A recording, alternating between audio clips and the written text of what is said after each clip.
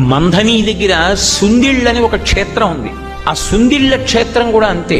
నరసింహస్వామి, యోగ నరసింహస్వామి. అసలు ఆ క్షేత్రానికి బయలుదేరితే బాహ్యాంతర శౌచములు లేకపోతే అసలు ఆ ఊరికి వెళ్ళనివ్వడు. దారి తప్పిపోతుంది కారు, ఇంకోవైపుకి వెళ్ళిపోతుంది. ఆ ఊళ్ళో ఉన్న వాళ్ళు కూడా తీసుకెళ్లలేరు. నాతో స్వయంగా అక్కడ వేద పండితులు చెప్పారు, ఆ ఊరు వెళ్ళలేము, దారి మర్చిపోయి ఎటో వెళ్ళిపోతుంది కారు. ఒకవేళ వెళ్ళినా ఆ దేవాలయం రాజద్వారం దాటి అడుగు లోపలికి పెట్టలేరుట, స్పృహ తప్పి పడిపోతారు. ఆయన అనుగ్రహము ఉంటేనే లోపలికి వెళ్ళడం. నేను ఆ క్షేత్రానికి వెడతాను అని అడిగినప్పుడు కూడా నన్ను తీసుకెళ్లినటువంటి వేద పండితుడు ఏం చెప్పారంటే, అయ్యా ఇత పూర్వం ఒకసారి నేను ఒకళ్ళని తీసుకెళ్లబోయి దారి తప్పిపోయాను, నాకే గుర్తులేదు ఆ ఊరేమిటో. ఆ ఊరికి ఆ ప్రభావం ఉందండి.